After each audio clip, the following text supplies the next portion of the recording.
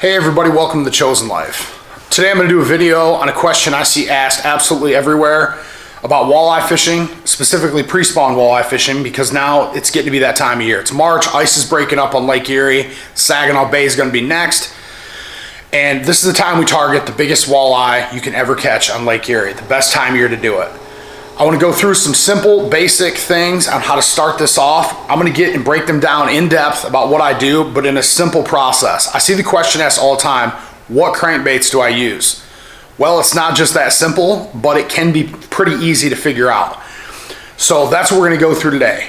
How to use these to catch big pre-spawn walleye on Lake Erie early season. Okay, let's get into this. Different brands that I use of crankbaits, different styles, and why. The top row here, Smith McRogue P10s. Perfect 10s are good running baits. They're not hard to tune. You don't really need to tune them at all because of the fact where you tie your bait is not to the bill of the bait, it's to the front of the lure. So they usually have a pretty true action. They run well. They don't dive that deep, but they have a good wobble to them. So if you're looking for something to get really far away the boat and still keep in the top part of the water column without using snap weights, these are a good one. You can use snap weights to get these down even deeper, but for entry-level trolling or people new to it, it can be a little bit tricky to figure out the snap weight business, at least how to dial it in. It's not hard to do, but it's a little harder to figure out how to perfectly do it over and over and replicate. So P10s are good baits. Those are both custom colors. The next one in the line are probably my personal favorites, Bandits. 5/8 walleye deep. They're all about 5 inches long.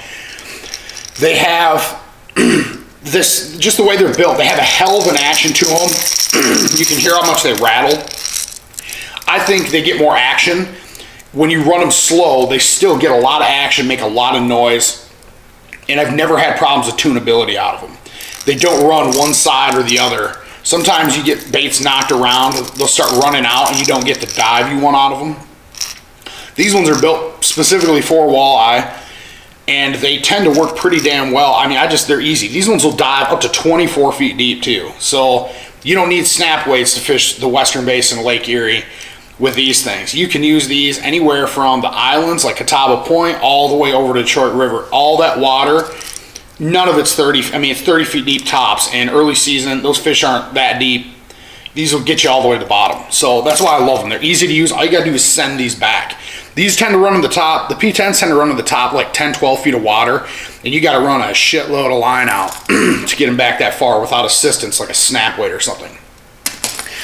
The next, so I got the P10s, the Bandits, and the 5/8 walleye deep Bandits. And the next one in line, probably my third favorite that I use, are DDHJs, or Deep Diving Husky Jerk, made by Rapalas. I love these baits too. They do dive pretty deep, not quite as deep as Bandits do. They got good action to them.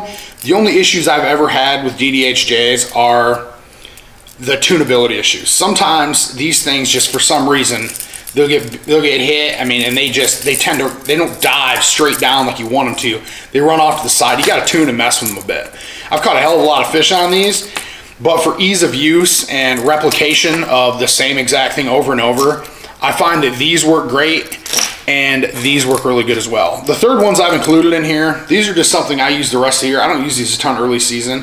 I may use these if I'm fishing super shallow water, like sometimes I walleye fish pre-spawn walleye in 6 feet of water. These are great baits, shore casters, stuff like that. These are good baits for that. They don't run too deep. They're very fast action though. So trolling in the spring, we're trying to do that 0.5 mile an hour to like maybe 1 mile an hour tops, that sweet spot, and you want the slowest moving approach you can have. And these don't do that. These tend to run quick, side to side, they shake. These are Flicker Shad number 7s. So going over everything that we have here now, we have P10s, Bandits, DDHJs, and Flicker Shad number 7s.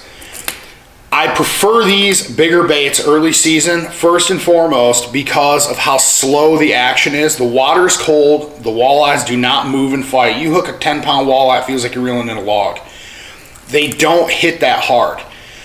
They just, for some reason, they're just not coming up, they're not that active. So you want something that moves slow. It looks like a layup to them. It's flopping, it's real easy for them to just come up and mouth the bait. That's what these are for. They're looking for one big meal as opposed to have to chase 20 smaller meals to get full. So the bigger the bait early season, like these, they seem to work better. That's the theory behind it anyways, and I believe it to be true because I've caught a ton of fish on these and not a shitload on these early season, unless I'm in super shallow water. So these are the breakdown of these and what I use in my box. Now we'll get into color schemes and what I use and how I do that. Okay, another topic, colors. Here's the biggest issue we have with colors. A lot of people wonder, okay, the biggest question I see all the time is what color do I use? Well, it doesn't really matter what color it is, it's why they're attacking that color. If you get an active school of fish and you get a bait in their face, they will hit it 9 times out of 10. But how do they see it and how do they find it? That's the biggest thing. When it's sunny outside, to get more attention, to gain their attention on fish, we use these flashy, brighter colors. Clear water and sunny skies. These reflect from a long ways away. They're moving real slow. That's what they tend to go after. They go after the stuff they can see, okay? When it's dark, muddy conditions, overcast, you need a silhouette so they can see the silhouette better. The darker colors stick out in muddier water. So that's why we tend to use dark colors over the chrome stuff. The most important thing of all of this, between all of these baits, is getting the right bait in their face. So if you get into an active school of fish and you get a hit on one bait at one depth, at one color, that means they're gonna, more likely you're gonna get the same thing over and over again if that condition was right for that bait. I'll start with that scheme where if it's light, I use this. Where it's dark, I use dark. If it's light, I use shiny. If it's dark, I use dark. But if I'm trolling somewhere and the same bait keeps at the same depth, keeps picking up fish, I'm putting as many of these or as many as close to these on as I can, and I'm sending them all to that depth. Early season, it tends to be shallower. Last year I fished, I was out, I can't remember what day it was. I think it was like April 4th. I went out and I got on a mud line where there was a bunch of blown out dirty water from the Maumee River that had floated north towards Detroit. I was trolling the edge of a mud line. I had dark baits in the muddy water. I had the shiny baits in the clear water, and all of my dark baits right on the edge of that mud line started hitting fish. So what did I do? I changed up everything. I moved into the mud a little bit. In a matter of an hour, I caught 17 walleyes, and 4 of them were over 9 pounds. So once you get a pattern and once you get active fish, do not leave the fish, okay? That's the most important part of how to troll these damn things. But as far as baits go, tune lighter, shinier baits for clear water, darker stuff for muddier water and overcast conditions, and bigger baits pre-spawn. So the other thing I want to talk about here before we get into wrapping this video up, one little tip I have for you, make sure no matter what you do, these fish do not hit hard at all early season. I mean, your board will just slowly go back. You get a shitload of near misses and everything else. The most important thing you can have, you can catch an active, hungry fish on a rusty, dull ass treble hook any time of the year if it hits your bait hard enough. This time of year, you get more misses by far because they barely hit it. So the sharper the treble hooks you can get, the better. I swap out every one of these that I use on my baits just about every year. They start to get, here's a perfect example.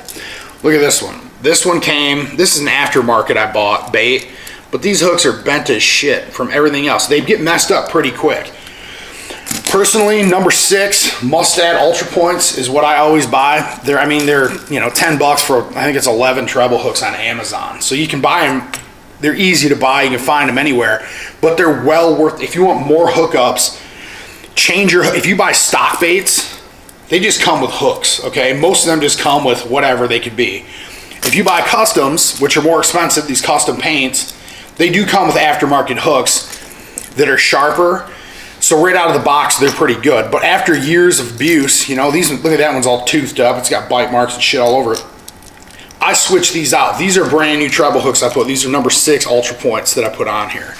So I'll be using these this year. Buy a split ring toolkit, split rings on Amazon, split ring pliers. Once again, they're like, I think they're 12 or 13 bucks for a whole kit of them. it's a pretty easy buy, and it's well worth the money, especially if you got all this time into going over to Lake Erie. So these are my bait setups that I use early season. If you follow some of these tips, it'll help you catch a lot more fish. Those are my reasonings. I just get completely tired of seeing people asking questions on Facebook and wherever the hell else, all kinds of social media, and people just reply, purple bandit number, whatever. Like, well, explain why you're doing that. Do you have any idea why they're doing it? Just because it's your lucky bait doesn't, maybe you don't even know why it's your lucky bait. Well, that's why. I'm breaking it down for you. So if you follow those tips and tactics quickly, that quick breakdown on exactly what we use and why we use it, it'll help you get more fish in the boat, or help you get started in fishing Lake Erie preseason walleye. There's no reason for people to hide information anymore. It's pretty ridiculous, the age of the internet, and especially with Lake Erie pre-spawn, there are billions of fish in there, and there are more world-class fish than anywhere in the world for when it comes to walleyes. If you're people that just don't break things down or try to hide information of where they caught fish, these fish are constantly on the move, mind you. They're going to spawning grounds. So just because you catch them there one day, or maybe even 10 minutes you catch a bunch, they may not be there. They're on the move going to the rivers to spawn. So prospecting is huge. I'll lay out a wide variety. I'll spread them out from 3 feet down to, you know, however deep I am, and I'll zigzag these giant patterns trying to catch fish. If there's nothing there, or the fish aren't feeding, they're not active, I pull my shit and I go somewhere else, and I do the same thing. A wide variety of baits, different colors of dark baits if it's darker water, different colors of shiny baits if it's, you know, if it's clear open conditions. Running stealth, I run the P10s way far back. Bandits are always on my line. And usually bandits in P10s is what I run. You can only run 3 rods a person in Michigan, 2 in Ohio. So if you got to stick to something, you can't do a shit ton of variety. If you're running with 5 guys, you can run all the freaking rods you want. But if usually I fish solo with one other person, Michigan waters, that's 3 lines per person. So I got 6 rods. That can give me a pretty good stack, and stack them, boom, boom, boom, all the way to the bottom. But stick with dark baits and dark water, shiny stuff and clear water. As the water warms up, the fish get more active. You can run speeds a little bit faster, but slow, slow, slow, and stick with all that information I just gave you. It'll help you really get into it. I tend to troll with the wind too. If the wind's pushing me, that's the direction I like the boat to naturally get more action. And I think when the waves hit the back of your boat, it helps surge you a little bit more, and you get a faster action and a slower action, faster action, a slower action. That's one of the huge things I do early season. I'm getting the boat ready now. I'm hoping to be out. I got some work to do this weekend in Ohio. I got to get some soil samples. We're planting a couple cornfields this year for whitetails, which I'm super pumped about. So I got to go out and do that. I'm working out and everything else, but I think next week I'm really going to start hitting Lake Erie hard. I'm going to try to get out at least once a week until the spawn is over, because I want to try to get, every year I'm trying to beat it. My biggest walleye is a 12.9. I'm trying to beat 13 pounds. So I have something for the wall. But I mean, you can catch them. It's just a matter of time. Don't get frustrated when you go out this time of year. You're definitely doing something wrong. You just got to find the fish. Change up your tactics. Listen to this stuff. And just prospect. Run all over hell. I did a video last year on this. It was a tough day of fishing, all right? Somebody's catching them somewhere. I want to be that guy. So if I can't catch them, I'll run 40 miles a day in my boat trying to find these fish that are actively feeding. Sometimes they are, sometimes they're not. But if you get these, if you stick with these tactics and this presentation, it'll definitely help you get more fish in the boat and help you get on Lake Erie early season. Everybody's dying from being inside. Get out, get after fish, share information. If you see me, say hi to me on the water. I love talking fishing. Tell me how you do. I have no problem telling you exactly where I was and how I was doing. Last year I had a guy, I hammered a bunch of fish right in front of him. He had his kids in the boat. I was limited out. I told him, hey, this bait, this color, this depth, they're here feeding, have fun, and I left. He got a hold of me later on Facebook and told me, hey man, thanks a lot, appreciate it. There's no reason. Those fish are not going to be there tomorrow. This is not small pond fishing. Everybody that fishes inland waters for bluegills has their bluegill spot. Don't want everybody else to know. It's not how it works on Erie, okay? It's a giant body of water. There's plenty of fishing to be done. Pick your weather, be smart, be safe, and I'll see you in the water. Look me up at The Chosen Life Outdoors on YouTube. Facebook.com/The Chosen Life Outdoors. On YouTube, it's at Paul Bowers or The Chosen Life Outdoors. Or just follow me on Instagram at thechosenlifeoutdoors.com. I have this video up and running. Plenty more stuff coming. Thanks for watching this video today. Good luck on the water tight lines.